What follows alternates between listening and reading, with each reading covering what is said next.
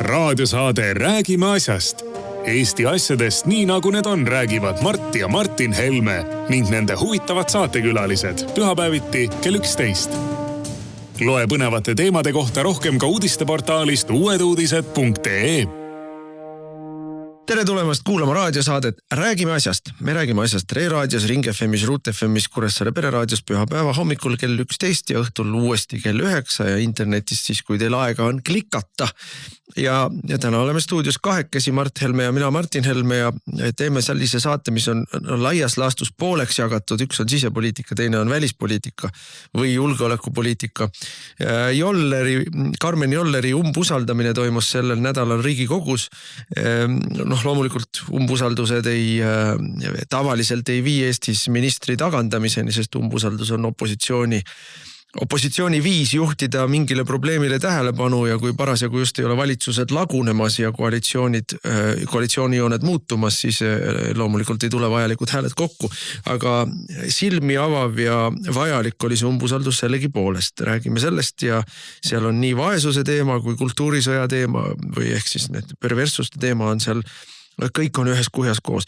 Ja saate teises pooles pühendame natuke kauem aega siis sellele lahti rulluvale draamale, mida meie meedia üles kütab, mis on seotud siis Ameerika värskeima rahu kokkuleppe edendamisega või pakkumisega Ukraina-Venemaa vahel. Kõik, mida te loete Delfist, ERR-ist, Postimehest, on jamps. Siit saate teada, mis päriselt toimub. Aga tuleb Jolleri juurde, et Jolleri umbusaldamine toimus meil ka septembris. Siis oli ainult EKRE ja Keskerakond üritasid Jollerit umbusaldada. Tookord oli see siis see Tervisekassa rahaskandaal põhiajend. Tervisekassa 3500 eurosed kraanikausid ja 100 000, umbes 100 000 suvepeod. Siis ta minu meelest pidas ennast Riigikogus pisut paremini üleval. Aga nüüd ta tuli kuskilt välislähetuselt reisilt, jõudis Riigikogusse seal umbes kell 8 või pool 9 õhtul. Ja oli minu meelest täiesti eksalteeritud meeleseisundis, ja tõepoolest ma ütlesin seda ka saalis ja ütlen seda siin samas ka, et mina algul arvasin, et ta on lennukis napsu võtnud. Tuleb välja, et ta on nii hullu juttu ajab täiesti kaine peaga, ja see on minu meelest suurem probleem. Ega me talle ampulli nina alla ei lükanud, nii et selles mõttes me ei tea ju, kas tal oli mingisugused jääknähud või ei olnud. Et me kõik teame, et lennukis, kui isegi ei pakuta, teatud reisidel pakutakse, teatud reisidel ei pakuta, siis on alati võimalik võtta, osta. Et kus me teame, mis ta seal lennukis tegi, ja ma isegi ei tea seda, kust ta tuli.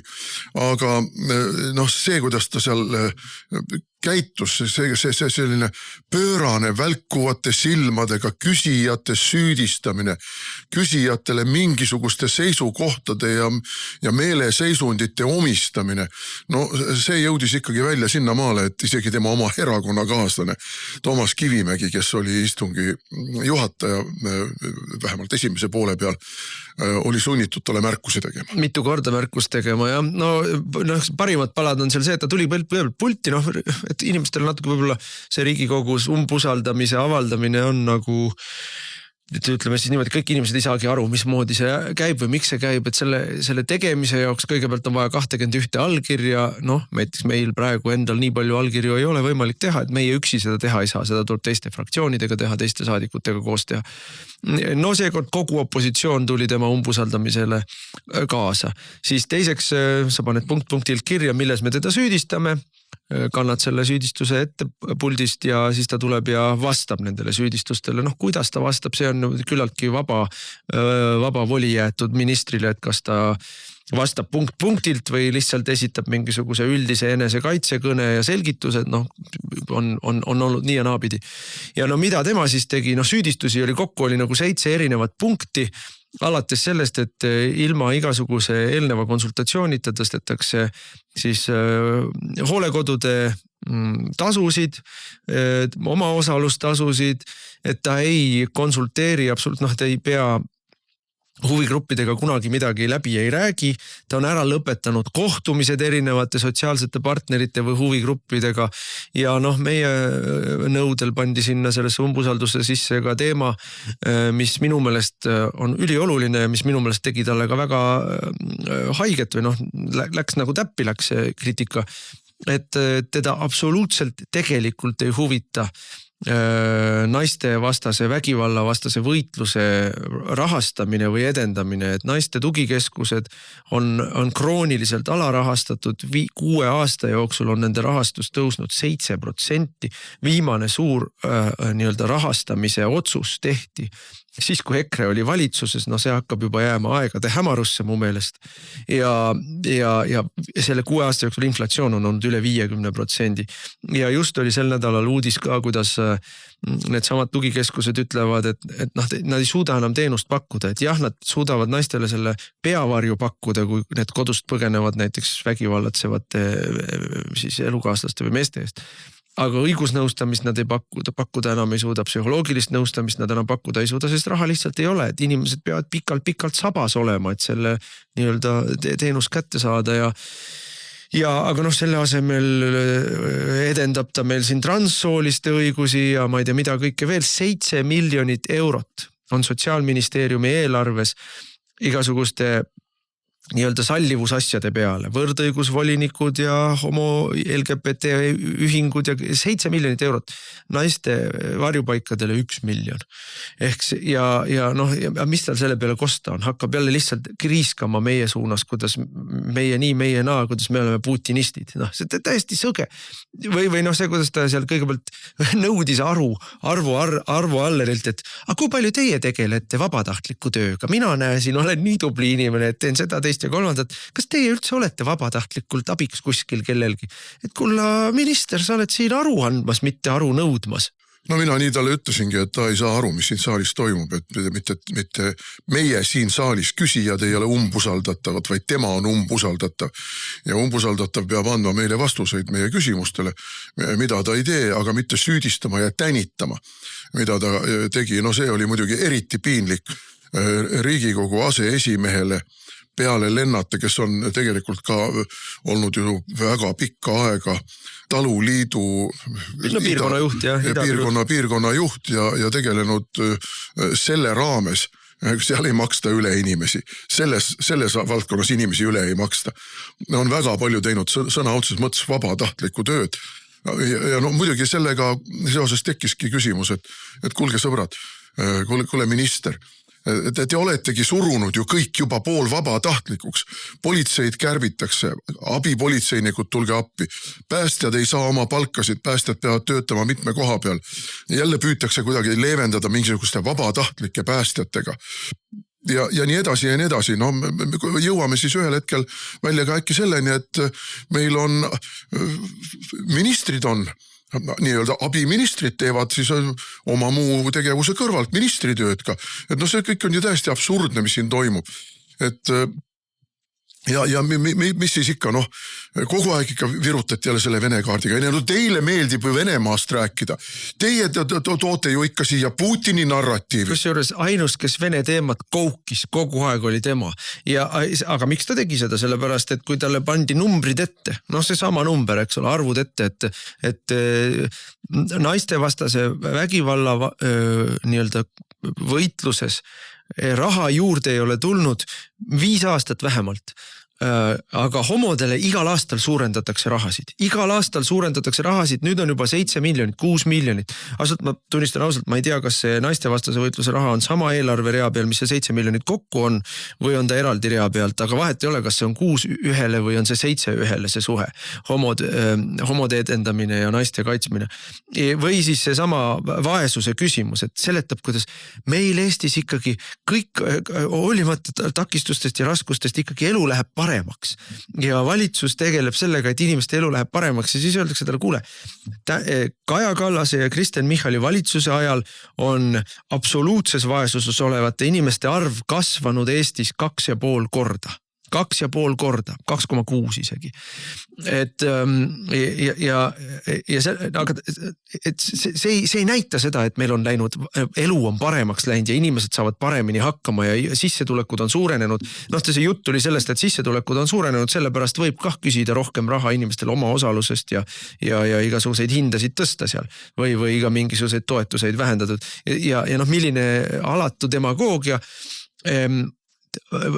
Eestis on vähenenud vähenenud suhtelises vaesuses olevate inimeste arv. No võt see suhteline vaesus on selline näide, number, mis on hästi võimaldab hästi demagoogitseda, sest suhteline vaesus on siis see, kui meil nii-öelda keskmine palk tõuseb, et kui sa ei ole selle keskmise palgale lähedal piisavalt palju, siis sa oled suhtelises vaesuses. Ehk kui nii, absoluutne vaesus on see, et kui sul on mingi konkreetne summa kuus, mis praegu on, ma ei mäleta, kas 350 eurot kuus vist või. Et kui sa saad vähem kui 350 eurot kuus, siis sa oled absoluutses vaesus. No esiteks, ausalt öeldes mina päriselt ka ei mõtle välja või ei kujuta ette, kuidas inimesed ära elavad 350 euroga kuus, et millest üldse, kuidas üldse hakkama saadaks, et kui sa sinna paned oma üürid ja oma rohud ja oma toidu ja kütte ja kõik muud asjad, siis ma ei tea, see on nagu veneaegne anekdoot, et kust nad ülejäänud raha võtavad, see on oma asi, aga et see arv on kasvanud, see absoluutse vaesuses olevate inimeste arv on kasvanud ja suhtelises vaesuses olevate inimeste arv on vähenenud selle tõttu, et inimesed on kukkunud absoluutsesse vaesusesse. Ennem olid suhtelise vaesuse sees, piiri sees. Ehk elasid ka halvasti. Nüüd oled täiesti vaesusesse kukkunud ja selle võrra on siis see suhtelise vaesusega inimeste arv vähenenud. Aga meile vaatab otsa, nagu meie oleks teinud seda või meie oleks süüdi selles ja siis kõrvale seletab, kuidas elu on paremaks läinud.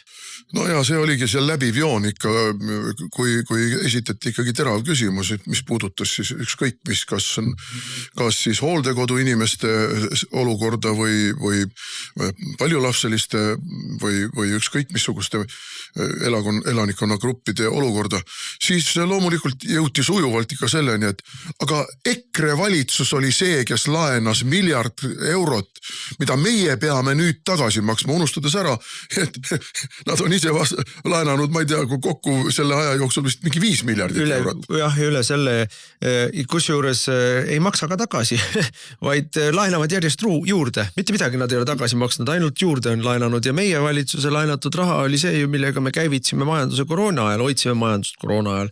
Kõigepealt elus, siis lükkasime talle uue hoo sisse ja muuhulgas selle sama lisarahaga ka ju toetasime Eesti meditsiinisüsteemi ja selles mõttes ja selle rahaga muide see sama miljardi sisse ju kuulusid ka need laenud, mille me andsime nii maaelu arendamise sihtas Messile kui ka andsime siis nendele suurettevõtetele nagu Tallink või ka Porto Franco, need on kõik tagasi maksnud. Need rahad on tagasi maksnud, mitte nemad, mitte Reformierakond ei pidanud neid tagasi maksma, vaid need maksis tagasi Tallink ja Porto Franco ja kes need teised ettevõtted olid, kellele me seda raha laenasime, maaettevõtted. Need on tagasi makstud tänaseks päevaks, need ei pidanud ref maksma tagasi. Riigikogus kõik need igasugused saalis toimuvad asjad on selles mõttes ju, et ega seal ju vaielda ja argumenteerida väga ei saa. Sul on 2 küsimust. No esitad ühe küsimuse ära, saad mingisuguse pläusti vastu, kus sind süüdistatakse kõigis maailma kuritegudes. Sa ei saa vastata, sa ei saa seda ümber lükata. Sul on heal juhul teine küsimus, esitad siis teise küsimuse, võib-olla lükkad mingisugused esimese küsimuse vastustes olnud süüdistused vähemalt osaliselt tagasi. Aga siis saad uue pläusti vastu. Ja ma talle nii ütlesingi, et väga selgelt on näha, kuidas ta on Reformierakonna retoorika hiilgavalt omandanud. On 2 asja. Kõik varasemad tegijad on süüdi milleski ja kõik esindavad siin putinismi. Ja ma ütleks ka, et see umbusaldus ise oli öösel, me hääletus tuli südaöösel jõudsime hääletuseni, pulti tuli umbes kell 9 õhtul, kellel vähekenegi on aega või viitsimist järgi vaadata siin sotsiaalmeedias ja uutes uudistes on ka klipid ringlevad. Ma ei taha enam kunagi kuulda üheltki liberaalilt ühtegi korda mingisugust niutsumist teemal EKRE retoorika on hirmus. Et vaadake Karmen Jollerit ja siis näete päris head näidet sellest, milline ei tohi olla poliitiline retoorika. See on segu upsakusest, agressiivsusest, rumalusest, valelikkusest ja räuskamisest. Noh, selles mõttes, et ta tegelikult ikkagi lihtsalt nagu sõimas seal Riigikogu saadikuid. Jah, aga nüüd on ju väga selgelt näha, kuidas impeerium annab vastulöögi. No, süvariik, kes tegelikult Eesti riiki juhib koos oma... Mitte Eesti süvariik, eks ju. No Eesti süvariik on, ütleme, nagu mingisugune rahvusvahelise süvariigi osakond. Ja selle osakonna võllid siis on need, kes tegelikult Eestit juhivad oma ühispartei erinevate harudega, kus siis mängitakse nagu ise nii mustade kui valgete malenditega malet ja vahetevahel antakse siis eelis valgetele malenditele ja vahetevahel mustadele. Ja niimoodi seda kogu aeg siis kombineeritakse. Aga impeerium annab vastulöögi, kuna me oleme nüüd nii valusasti tõstatanud neid väärtuspoliitika teemasid, Istanbuli konventsioon, millest tuli ka seal umbusaldamisel korduvalt juttu, ja loomulikult see nende põhiline propagandakanal ERR, siis nüüd sealt antakse vastulöök. Me saame nüüd näha ja juba näeme, kuidas EKRE toetus muidugi langeb, loomulikult langeb, sest Eestis ei ole enam mitte midagi ausat. Ei ole ausaid küsitlusi, ei ole ausaid kohtuid, ei ole ausat ajakirjandust, ei ole ausaid ametnikke. Mitte midagi ausat enam Eestis ei ole. On ainult üks propaganda ja propaganda kaudu tegelikkuse moonutamine. Ja selle kohta muide seoses Nursipaluga mingisugune kaitseministeeriumi avalike suhete ekspert on öelnud, et Nursipalu vastased ei ole normikuulekad. Kas sa kujutad ette? Inimesed Eestis ei ole normikuulekad.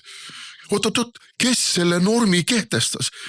Mis normid on kehtestanud, mis on silmadest lugemiseks, kõikidele kohustuslikuks kuuletumiseks?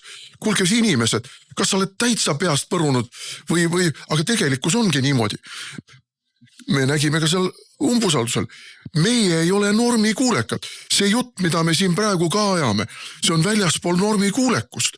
See on ju ennekuulmatu. See on ju totalitarismi esimene aste. Normikuulekus. Nõukogude ajal oli normikuulekus. Sa pidid teadma. Iga kord, kui pühad tuli karjuda Slava KPS, Lenin elab igavesti. See oli normikuulekus. Missugune normikuulekus siis nüüd tuleb? Slava Ukraini on nüüd normikuulekus, eks ole? Ja Slava Ukraini meil ikkagi igal pool on teise riigi lipud, igal pool on truudus vandumine teisele riigile ja kui siis sellest teisest riigist jääb aega üle, siis vannume ka truudust Euroopa Liidu lipule ja Euroopa Liidule, aga Eestit sinna kusagile ei mahu. Ja kui mahub, siis see tekitab ainult teatud pühadel. Vabariigi aastapäeval siis võetakse õõnsaid poose, siis küüditamise aastapäeval võetakse õõnsaid poose, pannakse pärgasid, silutakse neid linte, tehakse tõsist nägu ja siin nii kui kell kukub, kell on 24:00 ja järgmine päev hakkab pihta ja enam ei ole vaja neid õõnsaid poose võtta, siis tuleb jälle normikuulekus. Mina ikkagi vaatan juba viimastel aastatel, et ei ole ka enam küüditamise aastapäevad ja vabariigi aastapäevad eestlastele mõeldud. Et seal me räägime sellest, kuidas ka kõigil teistel oli raske. Näe, Eestis ikkagi ma ei tea, missugusi tatarlasi on ka küüditatud siin ja näe, et me räägime liiga vähe sellest, et eestlaste hulgas, eestlaste vahele paigutati siin ka mingeid, ma ei tea, teisi rahvuseid viidi Siberisse ja me räägime liiga vähe sellest, kuidas Eesti juba sündis palju rahvuselise riigina. See nii-öelda eestlastelt nende riigi äravõtmine ja nende oma ajaloolise mälu ja identiteedi äravõtmine on muutunud ka lahutamatuks osaks nomenklatuursetel nii-öelda rahvuspäevadel või rahvuspidudel, aga Jolleri juurde tagasi tulles see normikuulekus, et minu meelest, ma pidasin ka kõne seal lõpus, kus ma ütlesin, et minu meelest sai seal selgeks, et Joller ise ja kogu Reformierakond on naiste vihkamise erakond, aga seal sai teine asi veel selgeks, Joller on absoluutselt ebakompetentne. Ta lihtsalt on ebakompetentne.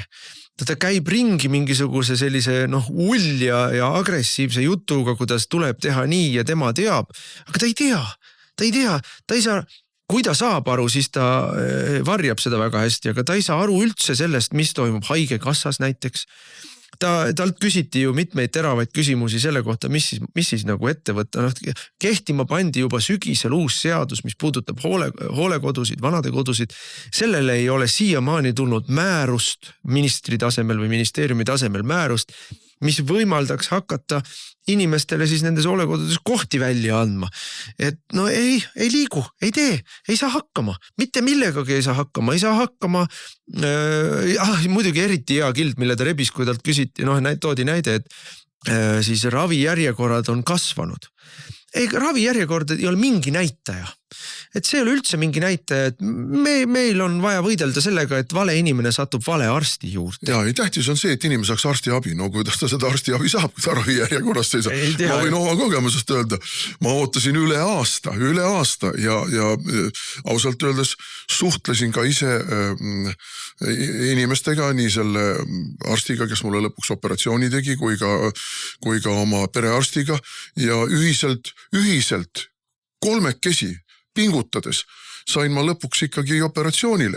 Aga kui ma oleksin olnud mingisugune maakolka vana inimene, kellel ei oleks olnud võib-olla siis võimalust, et ma selle arstiga käin seal ja kõik need analüüsid tehakse, need analüüside alusel perearst kirjutab mulle, täidab kõiki neid formulare, mis oli vaja sellesse nii-öelda tervisekassasse saata ja seal muidugi mingid ametnikud siis otsustavad, kas ikka on mul vaja seda operatsiooni, kas on normikohane kõik see, et kui ma ei oleks ise aktiivselt ajanud ja minu raviarst ei oleks olnud aktiivselt kaasas, et ma tõepoolest abi saaksin ja minu perearst ei oleks olnud aktiivselt kaasas, ma võib-olla tänase päevani ootaks seda operatsiooni. Ja iga päev olid valus.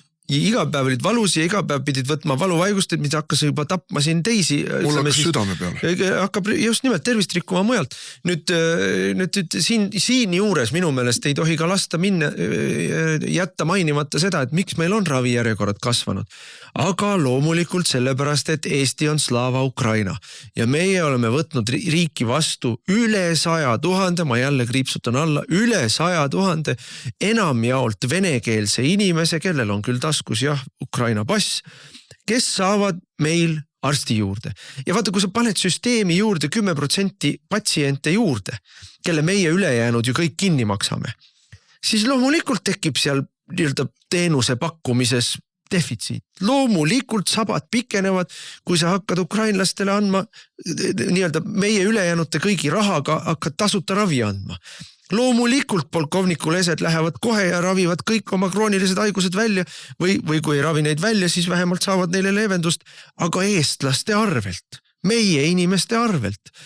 Seda teemat ükski aus inimene puudutada ei tohi, sest et siis sa oled kohe Putini käsilane Vene agent kohe. See on normikuulekusest hälbimine, Et normikuulekad inimesed ei esita ühtegi kriitilist küsimust seoses Ukrainaga.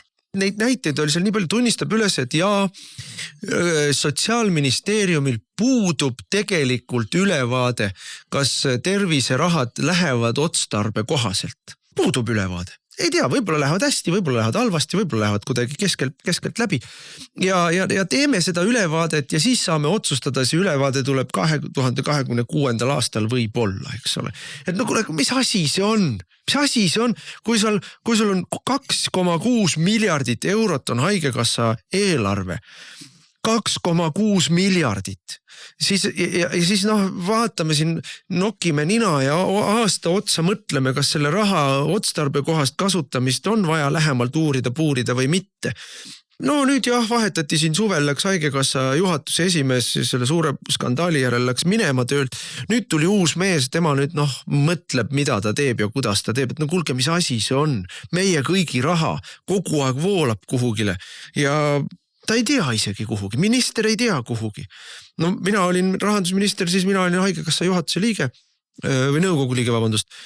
Ja istusin seal nõukogus.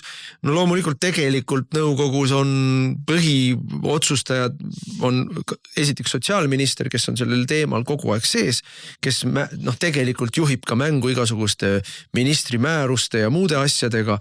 Ja siis on juhatus. Aga vähemalt mina istusin seal ja nokkisin kogu aeg nende kallal igasugustel summadega ja igasuguste asjadega ja tegin endale seda eelarvet selgeks ja ütlesin, et nii ei tohi teha, kui oli näha, et nii ei tohi teha. Minister Joller ei tea mitte midagi, ei teagi, ei oskagi.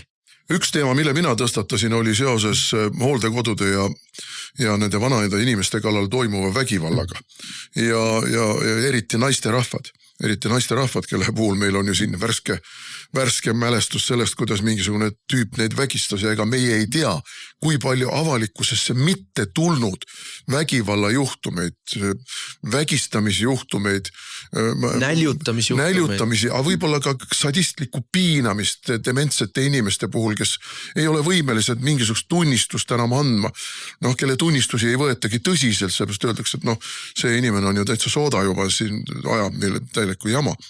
Et see, mis toimub nende hooldekodudes, mis tuli välja? Ei see muidugi ei ole hea aga tegelikult teda ei huvita. Tuli välja, et tegelikkuses teda ei huvita ja tegelikult on ta veendunud, et seal ei ole võimalik midagi teha. Ja tegelikult tuli välja, et ka ei ole mõtet enam midagi teha, sest nende praktiliselt juba surnud inimeste peale ressurssi kulutada on mõttetu. Jaa, aga siin ei tohi ka ära unustada, et Joller on ikkagi reformierakondlane ja vanadekodude business on reformierakondlaste business. Ja kui sa lähed seal torkima, siis sa lähed torkima oma erakonnakaaslaste suurt tulu. Ja vot siis võib küll juhtuda, et umbusaldamine läheb läbigi. Aga mitte ainult suurt tulu, kuna see kuulub kõik suures osas reformierakondlastele, siis keegi kuskilt viskas välja numbri. Ma ei tea, ma ei saa 100% kindlalt kinnitada, see vastab tõele. Hooldekodudes pidi meil olema üle Eesti 90 000 inimest. Ja me teame, et hooldekodudes toimub väga aktiivne hääletamine valimiste ajal. Ja nagu on tulnud välja siin viimastel valimistel Narvas, kus käisid ühe erakonna või õigemini ühe valimisliidu tegelased mööda linna, laptop kaasas ja maksid inimestele 15 eurot selle eest, et nad seal samas tänaval kohe andsid oma hääle sellele valimisliidule. Ja täpselt samasugused jutud käivad meil ju kogu aeg juba aastaid ja aastaid, kuidas hooldekodu inimeste ID-kaardid ja koodid on nende hooldekodude juhtide käes ja kus siis massiliselt hääletataksegi Reformierakond. Nii et jah, täpselt nii on ja pane nüüd see 10 000, mis hääletatakse, paneme sinna hääletustulemusele juurde ja saame olulise mõju valimistulemusele. Väga olulise mõju. See ei ole lihtsalt niisama, et mõni 100 või mõni 10 või natuke siit ja sealt mõnes volikogus mõni koht nihkus. Terve Eesti poliitiline kaart nihkub niimoodi. Nii et see ja ma ütlen, tulen uuesti see foon või see toon, mis seal oli, see oli lihtsalt välja kannatamatu jälle. Lihtsalt inimene tuleb, ülbitseb, sõimab, räuskab, laiab seal kõigiga ja ikkagi niisugusel tasemel, et oma erakonnakaaslasest Riigikogu istungi juhataja peab märkuseid tegema mitu korda. Aga ma tulen korra veel selle räuskamise juurde ja selle retoorika juurde.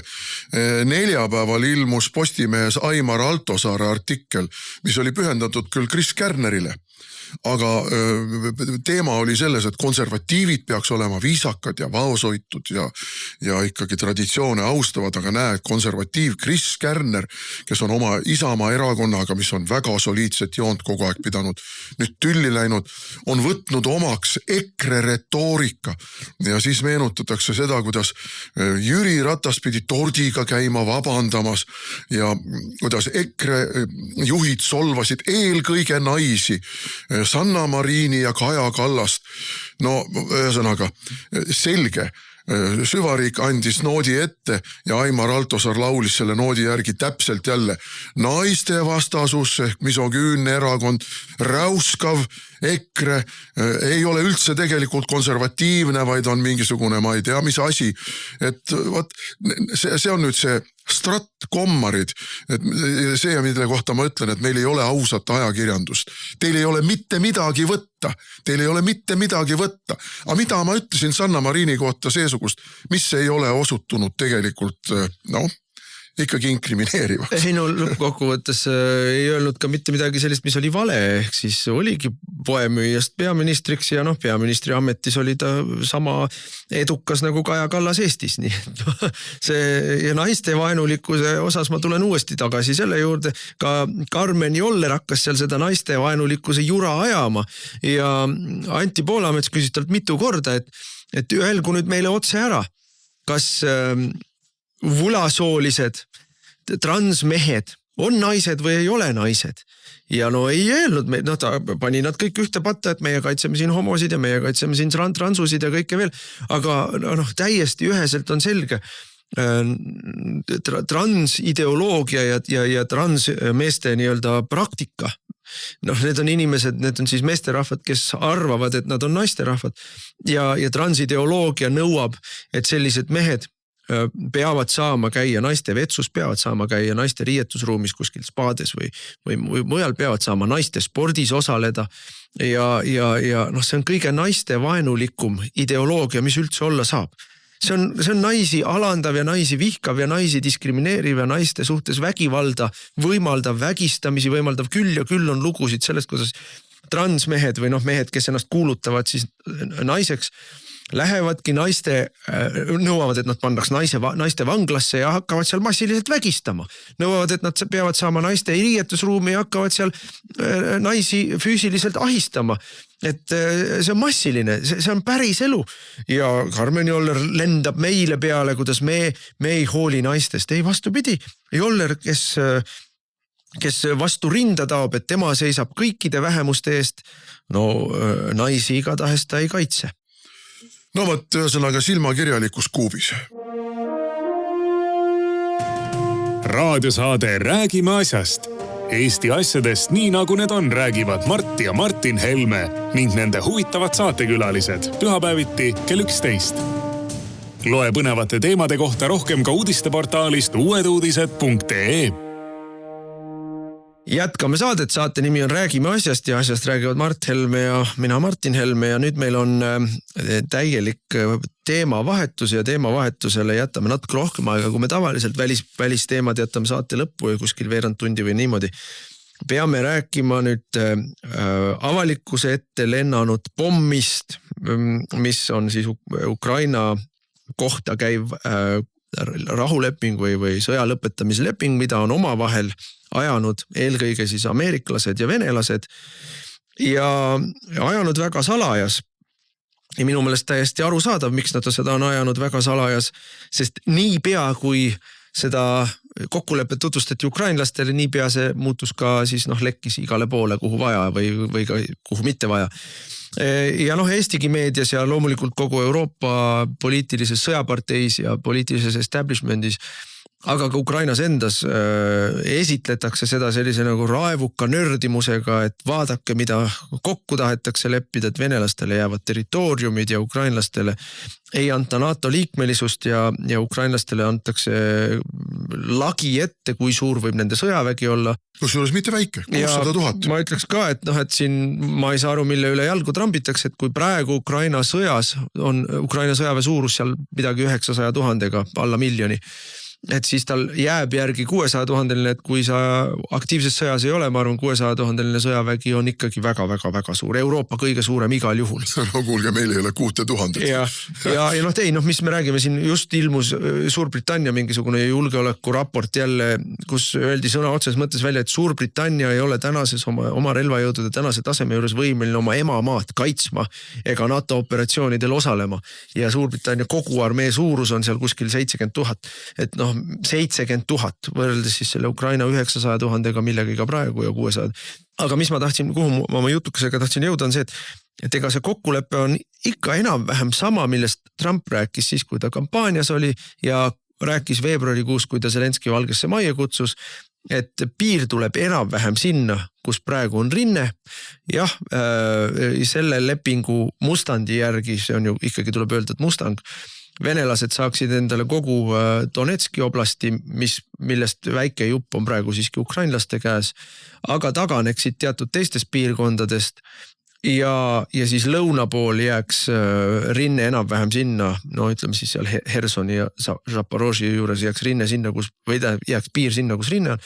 Ja nii Ukraina ise kui ameeriklased kui ka eurooplased tunnistaksid siis seda territooriumi de facto nii nagu ta on, et mis on venelaste käes, mis on ukrainlaste. Siin ongi oluline öelda, et see on de facto. Ja. See ei ole de jure, see tähendab, et juriidiliselt ei ameeriklased ega ei ole ka rahvusvaheliselt kohustust tunnustada neid Venemaa legitiimse osaga. Venemaa ise on seda teinud juba ja loomulikult jätkab selle tegemist. Aga sisuliselt me näeme siin, et ameeriklased pakuvad välja mitte tunnustamispoliitikat, nii nagu nad tegid Balti riikide puhul külma sõja ajal, nii nagu nad tegid Mandžuuria puhul kuni Jaapani lüüa saamiseni teises maailmasõjas. Et see on ära proovitud rahvusvaheline praktika ja meie võllid on juba kukkunud karjuma, kuidas see tähendab seda, et Ameerika kavatseb tunnustada vägivaldsel viisil piiride muutmist.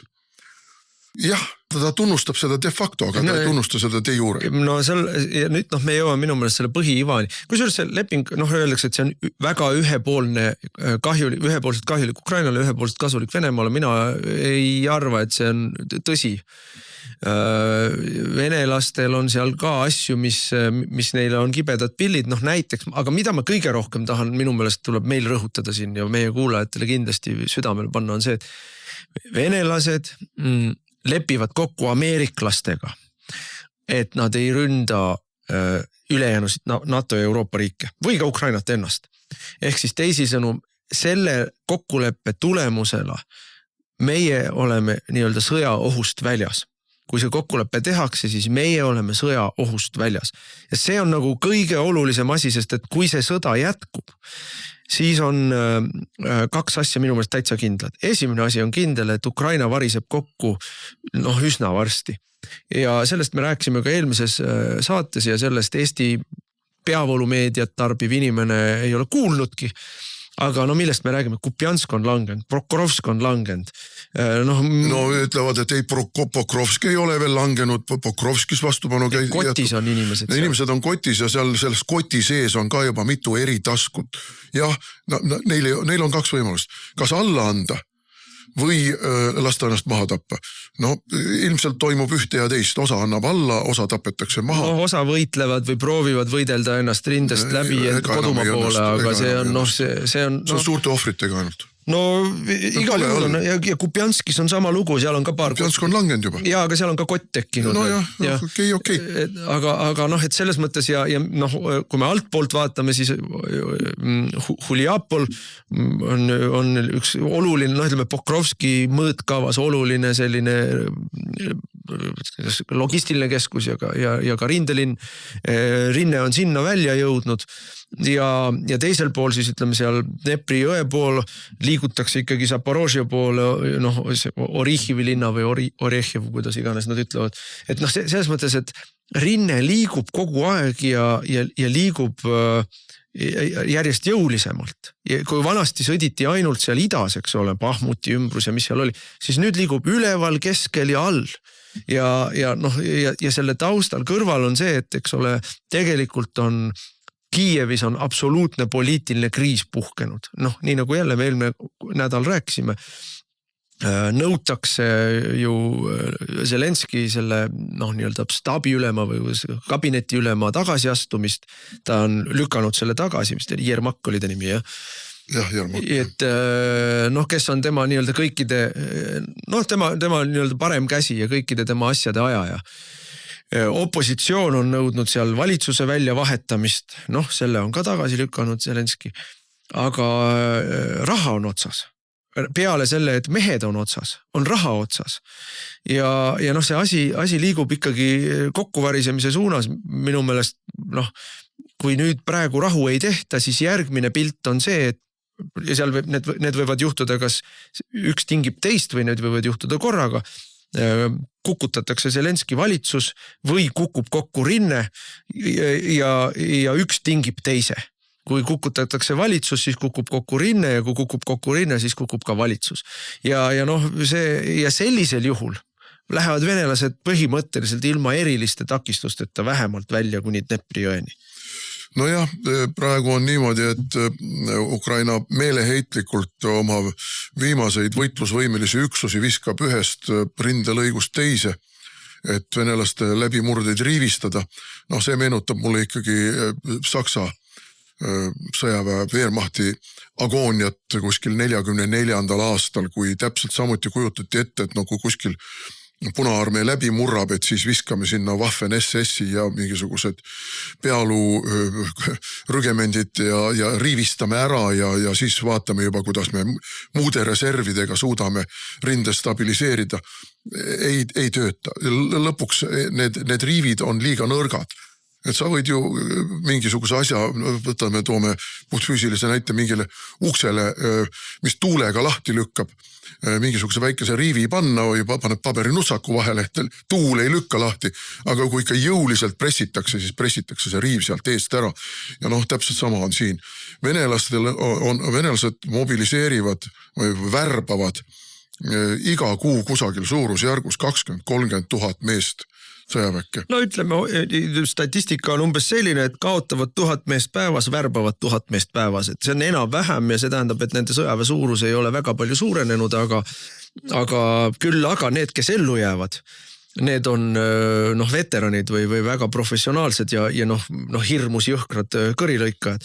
Ja siin tuleb nüüd selle asja teise poole juurde, et kui seda rahu nüüd varsti ei saavutata ja praegu minu meelest me näeme väga selgeid märke, et kordub sama trall, mis oli veebruaris, et ukrainlased ja eurooplased keeravad selle rahuinitsiatiivi tuksi jälle. Aga kui nad seda teevad, siis Ukraina, nii nagu Trump ütles neile juba veebruaris, siis Ukraina riiki alles ei jää. Ja sellisel juhul ei ole ka seda kokkuleppe osa, mis nüüd meid puudutab, et Venemaa ei NATO riike või Euroopa riike, teisi Euroopa riike ega ka Ukrainat ennast rohkem ei ründa. Ja ma tean küll, mis meile selle peale siin sõjaparteilased ütlevad, kes võib venelaste lubadusi uskuda. Aga selles lepingus on tegelikult terve hulk punkte, mis seovad venelasi sellega ja mis loovad neile kas heidutused või motivaatorid, et nad sellest lubadusest kinni peaks. Loomulikult mitte keegi ei usalda venelasi, nende sõna me ei usu mitte kunagi, pole kunagi olnud põhjust uskuda. Aga seal on olemas mehhanismid, mis seda siiski ühel või teisel moel aitavad hoida seda lubadust. No seal on ikkagi sisse kirjutatud see, et kogu selle lepingu garandiks on Ameerika Ühendriigid. Mitte mingisugune efemeerne NATO või mingisugune, ma ei tea, Euroopa või Euroopa Liit või ma ei tea veel kes, Ameerika Ühendriigid. Ameerika Ühendriigid garanteerivad Balti riikide kui NATO liikmesriikide puutumatuse. On see selge? Ameerika Ühendriigid, mitte mingi NATO paragrahv 5 või paragrahv 4 või paragrahv 3 või mingisugused starmerid oma käputäie sõjaväelastega, mingisugused prantslased oma käputäie võõrleegioniga ei garanteeri meie iseseisvust, vaid Ameerika Ühendriigid, maailma kõige võimsama sõjaväega riik, garanteerib meie iseseisvuse jätkumise. Et kui inimesed keelduvad sellest arusaamast ja hakkavad ajama mingit totrat jura sellest, nagu praegu juba Ukraina pool on välja käinud. Keegi ei saa meile dikteerida meie sõjaväe suurust. Keegi ei saa meile dikteerida, missugustesse rahvusvahelistesse liitudesse me kuulume. Keegi ei saa meile dikteerida, missugustest maaladest me peame loobuma. Keegi ei saa teile dikteerida, kui te ei ole nõus tervet mõistust kuulda võtma. Ja valik on teil väga lihtne. See on mõne kuu küsimus, millal teie rinne lõplikult kokku kukub ja venelased mingil hetkel marsivad Kiievisse. See on mõne kuu küsimus ja seda ütleb teile ka Trump. Kusjuures ma lugesin siin. Ja siis, ma lihtsalt vahele segan, ja siis ei ole enam küsimus, siis ei dikteeri keegi enam, siis ei ole enam seda Ukrainat, kes ütleb, et meile ei tohi öelda. Siis ongi lõpetatud, No enne seda muidugi tõenäoliselt toimuvad Ukrainas suured pöördelised sündmused. Zelenski ja see klikk, kes praegu Ukrainat valitseb, võetakse maha. Zelenski mahavõtmise puhul on talle esitatud juba hoiatus, ma lugesin seda siin rahvusvahelisest meediast, et tal on Ameerikas väga suured varad. Kuidas ta küll on saanud need näitleja ja ausa presidendina, aga tal on kinnisvara, tal on igasuguseid väärtpabereid ja mida kõike. Ja tal on esitatud ähvardus.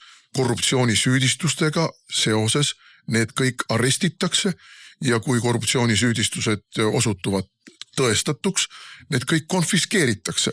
Et seda on talle põhimõtteliselt öeldud. Vähemalt nii rahvusvahelisest meediast olen ma lugenud. Ja no see on väga mõtlema panev. Kuni selleni välja, et ta on tegelikult väga, väga kahvlis. Et kui ta nüüd kirjutab sellele või nõustub selle rahupakkumisega, siis tema oma marurahvuslased võivad ära koristada. Ja kui ta sellega ei nõustu, siis koristavad ameeriklased. Aga sellele on leitud lahendus. Selle sama kokkuleppe osaks on 100 päeva jooksul peavad toimuma Ukrainas valimised. Ja see tähendab seda, et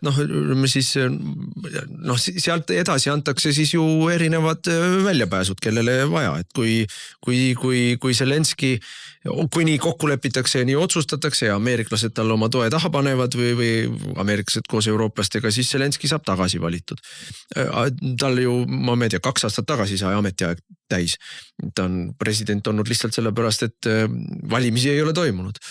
Aga kui otsustatakse, et sulle jäävad su varad ja sa saad riigist minema ja tuleb uus president, kes ütleb, et oi, mina küll ei oleks nii halba lepingut teinud või mis iganes, mismoodi see välja mängitakse, siis ta saab riigist minema 100 päeva jooksul, siis ta tuleb nii-öelda elus hoida 100 päeva veel. Ja ütleme, seda nii-öelda ära minevat presidenti vaevalt, et hakkab keegi ka siis taga ajama ja maha lööma. Aga et selle peale on mõeldud igatahes. See nii-öelda väljumisstrateegia on talle ka välja mõeldud seal. Aga ma tulen tagasi selle juurde, mulle tundub küll praegu esimeste päevade reaktsioonide põhjal, et eurooplased ja ukrainlased keeravad selle viimase hea võimaluse sõda lõpetada ja Euroopas rahu tagada tuksi. Ja see oleks meie seisukohalt kindlasti väga halb, sellepärast et kui nüüd Ukraina sõda lõpeb sellega, et venelased purustavad Ukraina sõjaliselt, ja eurooplased on ju, siin ei ole midagi teha, sellisel juhul on täiesti selge, NATO kaotas selle sõja sõjaliselt lahinguväljal oma proksi ehk Ukraina läbi või näol ja ameeriklaste garanti meile NATO idatiivale ei ole, siis on kõik võimalik. Siis on kõik mustad stsenaariumid võimalikud. Jah, kuna me siin kogu aeg räägime NATO ja et me oleme NATO ja mida me kõik oleme, siis see leping säilitab ka NATO. Kui Ukraina on sunnitud tingimusteta kapituleeruma kas 2 kuu pärast või 6 kuu pärast, ükskõik, mis me siin neid tärmineid võime ju spekuleerida. Kevadeks. Sellisel juhul on see ju NATO-le kaotatud sõda. Trump ja Ameerika Ühendriigid pühivad oma käed puhtaks ja ütlevad, me andsime selle sõja teile üle, teie kaotasite selle sõja, edasine pole enam meie asi, vaadake ise, kuidas hakkama saate. Fakt on see, et hakkama ei saada, seal on väga huvitav punkt ka veel või mitu punkti käivad lausa nende, me rääkisime ka eelmine nädal sellest, et tohutu maadlemine käib nende Vene külmutatud varade teemal. Et ka see Vene külmutatud varade teema lahendatakse siis ära, osaliselt ja sellega siis venelased nõustuvad, osaliselt kasutatakse seda Ukraina ülesehitamiseks, osaliselt kasutatakse seda siis Venemaa saab osa rahasid tagasi, mitte kõiki, väiksema osa, muide mina sain niimoodi aru sellest tekstist, see tekst on küllaltki toores, ma ütleksin, et seal on nagu küllaltki palju mingisuguseid selliseid asju, mis minu meelest vajavad veel. Ei, aga see on tavapärane, see on diplomaatias tavapärane, et jäetakse mingisugused asjad kaubeldavaks, et jääks mulje, et ikkagi me tulime vastu ka sellele nii-öelda kaotavale poolele, et me ka võitja pool oli nõus tegema veel mingeid lisajäreleandmisi, see on tõesti tavapärane. Aga põhimõtteliselt need külmutatud varad võetakse kasutusse Ukraina ülesehitamiseks suures osas. Ja selles mõttes see on, ei saa küll öelda, et see on ainult venelastele kasulik. Samamoodi kõik need nii-öelda küüditatud inimesed tuleb tagasi lasta või lubada Ukrainasse küüditatud lapsed või röövitud lapsed, sõdurite vahetamised, surnukehade vahetamised, et see kõik on seal, see on, et tõmmatakse joon nendele asjadele alla ja ei ole ainult ühe poole kasuks või kahjuks. Ja seal on ära jagatud ikkagi, seal on puhtalt kirjas Arktika. Arktika on ju see, mille ümber Trump on alates kohe, kui ta ametisse sai või juba ennem seda kõik Gröönimaa, Ameerika Ühendriikide osaks saamine ja Kanada ja nii edasi. Et see on seal ära lahendatud. Ja nagu me ka oleme korduvalt siin saates rääkinud, et kui lahendatakse ära Arktika ja ameeriklased, venelased jagavad seda Arktikat seal kuidagi omavahel ära, siis on ameeriklastel vaja Põhjalat, Euroopa Põhjalat oma nii-öelda platsdarmina, kas ainult Soomet, Norrat ja Rootsit või siiski ka Soome, Norra ja Rootsi ja julgeoleku jaoks olulist Balti ehk Läänemere Balti idakallast. Ütleme selles mõttes ma näen siin jälle meile selgelt positiivset aspekti.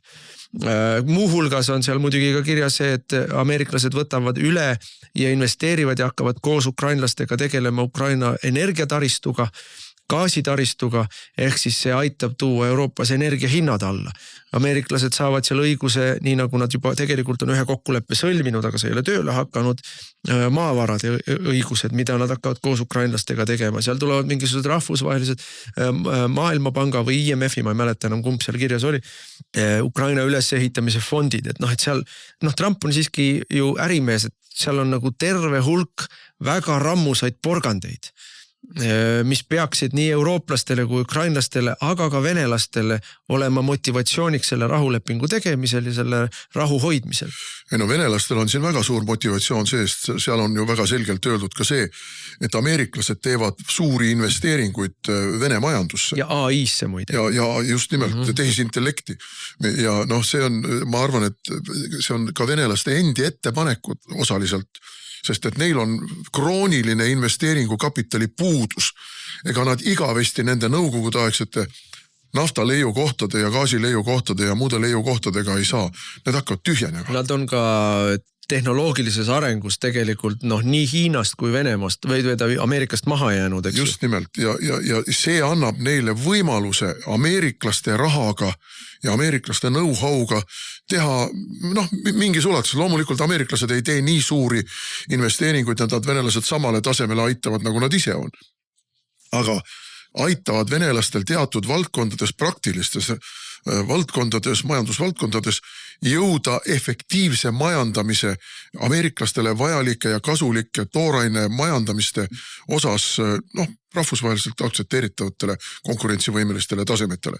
Ja see on venelastele oluline, tegelikult on see ka meile oluline. Euroopale oluline ja loomulikult ameeriklased saavad oma raha paigutada sinna ja saavad kasumit välja võtta. Aga Kaja Kallas, kes juba otsis vabale maailmale uut liidrit siin mõni aeg tagasi, kindlasti ei ole võimeline kõige sellega toime tulema, sest et üks lepingu osapunkt ja see on minu meelest täiesti arusaadav punkt, kui me tahame, et rahu tuleks, siis seal on lausa eraldi punkt on kirjas selles mustandis, et kõik osapooled loobuvad kuidas seal täpselt oli, ühesõnaga põhimõtteliselt loobuvad vastastikustest pretensioonidest seoses ütleme siis rahvusvahelise õiguse rikkumisega.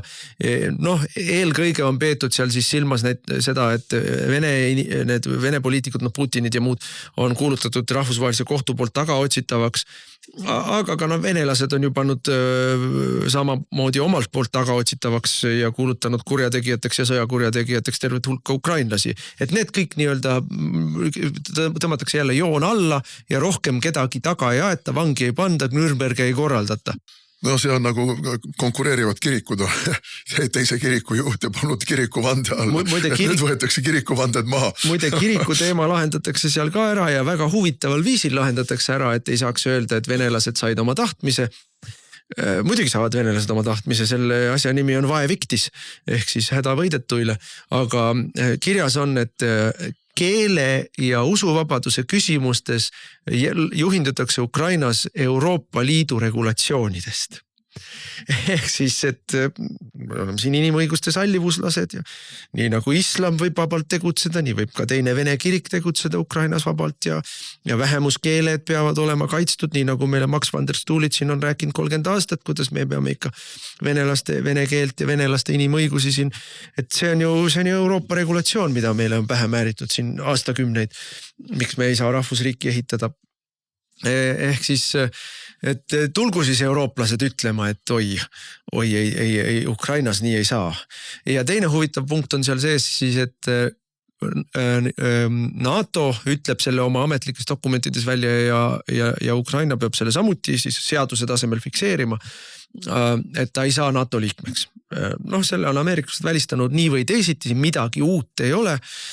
Selle üle jälle siin pikali pilduda või ära minestada on minu meelest näitab ebaadekvaatsust, aga leping lubab, et Ukraina võib liituda Euroopa Liiduga. Ja noh, see ei ole nagu küsimus mitte eurooplastele või ukrainlastele, vaid see on ikkagi küsimus Venemaale. Ehk siis Venemaa annab nõusoleku, et teda ei sega see, kui Ukraina liitub Euroopa Liiduga. Tähendab, mind muidugi segab see. Prantsuse põllumehi segab see. Tšehhi, Ungari, Poola põllumehi see segab. Ehk siis teisisõnu, kas see kunagi tõeks osutub või mitte, kas seda otsustada suudetakse, see on juba eurooplaste ja ukrainlaste asi. Venelased seda segama ei hakka, on selle punkti mõte. Jaa, aga noh, kui me nüüd oleme kirjeldanud seda, tegelikult on see kätte saada, ma arvan, et see lähipäevadel ilmub ka Eesti meedias. Ma küll ei saa öelda. Eesti meedia on niivõrd kallutatud, niivõrd loll, niivõrd ideoloogiliselt laetud. Kõik need meie ajakirjanikud on niivõrd masendavalt piiratud ideoloogia töötajad, et noh, ma ei ole kindel, et valelikult ka, jah. Et meil seda hakatakse üldse avaldama, aga noh, siiski ma usun, et võib-olla on mõistlik see ka eesti keeles meie meedias avaldada. Me võime selle töö ju nende eest ära teha uutes uudistes, et inimesed lugeda saaksid. Aga kui nüüd see asi untsu keeratakse ja eurooplased, britid eelkõige üritavad seda untsu keerata, siis ma ütlen, mis juhtub. Ukraina variseb kokku ja võt siis ei piira venelastel mitte keegi ega mitte miski võtta ette uusi avantüüre ja survestada neid piirkondi, ma pean eelkõige silmas meid, Balti riike, et saavutada siin oma tahtmine. Ja oma tahtmine on väga lihtne. Rebida meid välja NATO-st ja kehtestada siin oma hegemoonia. Ja mis see tähendab? Hegemoonia tähendab seda, et siin on valitsused, kellele annavad nemad heakskiidu. No põhimõtteliselt juhtub see, mis oli Soomes finlandiseerumise perioodil, külmasõja perioodil. Me oleme finlandiseeritud riigid, venelased ei okupeeri meid nii nagu nõukogude perioodil. See ei ole nende huvides. Nende huvides on see, et nad saavad siin mängida oma luuremänge ja muid mänge, et nad dikteerivad, missugune on siin. Aga haigekassakulud jätame Jollerile. Haigekassakulud, pensioni maksmise kulud, teederemondi kulud ja muud niisugused kulud. Tšuhnaad, ise vaadake, kuidas selle kõigega hakkama saate. Aga valitsus peab olema niisugune, mis on meie kontrolli all ja mis kuulab meie sõna. No mina nimetaksin seda mitte finlandiseerumiseks, vaid mina nimetaksin seda ikkagi ma ei tea, moldovaseerumiseks või siis mis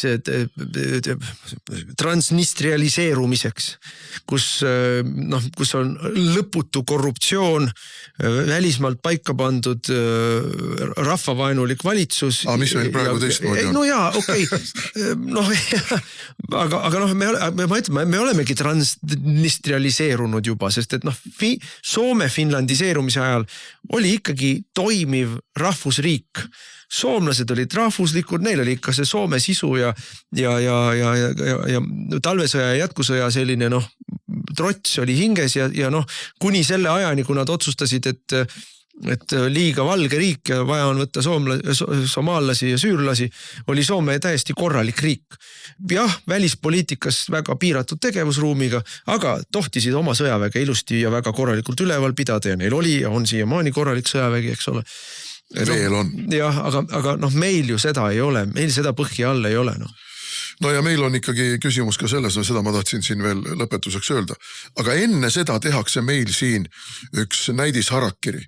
Ja see näidisharakiri on see, et mingid 5 kolonn sisevaenlased panevad mäsu püsti ja teatud Eesti piirkondades kehtestavad sisuliselt nagu oma autonoomse võimu. Lühikeseks ajaks. Venemaa loomulikult toetab seda, Venemaa poolega pöördutakse ja Venemaa dikteerib siis meile. Me lõpetame selle toetamise ära. Vabalinn Tallinn, mis kuulutatakse võib-olla nädalaks ajaks välja, likvideeritakse. Peale Narva me teie käest mitte midagi ära võtta ei taha. Meile piisab sellest. Aga selleks, et me teile vastu tuleksime, vene keel teiseks riigikeeleks, kõik Eesti alal elavad inimesed saavad Eesti kodakondsuse ja sellega tehaksegi meile ära. Jah, ja siis on nii-öelda juba demokraatlikult me oleme otse seal, kus vaja on ja noh, see juhtub, mina ka olen väga nagu mures, et kui nüüd see Ukraina rahuplaan tuksi keeratakse, siis noh, see puudutab meid väga-väga negatiivselt otseselt ja noh, siis on kõik stsenaariumid võimalikud ja selle tõttu ma noh, hämminguga vaatan seda rumalust, seda noh, sellist noh, Pavlovi refleksiga slaavatamist, mis meil siin toimub, et no kuidas on inimestel ajud nii ära pestud, kuidas mõistlikud inimesed on nii rumalalt ennast nagu nurka värvinud noh, mõtteliselt, et aru ei saada, mis on päris ohud ja mis on päris võimalused, et praegu on meil laual päris võimalus säilitada oma iseseisvus ja säilitada seda nii-öelda lääneriigina, rahvusriigina ja noh, nii hästi halvasti, kui meil need asjad siin Eestis endas sees on, neid ise hakata siis sirgu ajama või parandama. Kui see võimalus käest lastakse, siis noh, siis läheb hullemaks, palju hullemaks. Selle lepingu realiseerumise korral on meil miinimum 10 aastat muretut elu, mille me saame kasutada selleks, et oma majandust üles ehitada, oma kaitsejõud üles ehitada, oma rahvusriiki üles ehitada, demograafiat parandada. Kui seda lepingut ei sünni, noh, ma ei tea, mis tõmbetuul siis tõmbama hakkab. Niisugune oli meie saade täna, ärge muretsege, meie seisame ikka Eesti eest ja kuulake meid jälle järgmisel nädalal. Raadiosaade Räägime asjast. Eesti asjadest nii nagu need on, räägivad Mart ja Martin Helme ning nende huvitavad saatekülalised pühapäeviti kell 11. Loe põnevate teemade kohta rohkem ka uudisteportaalist uueduudised.ee.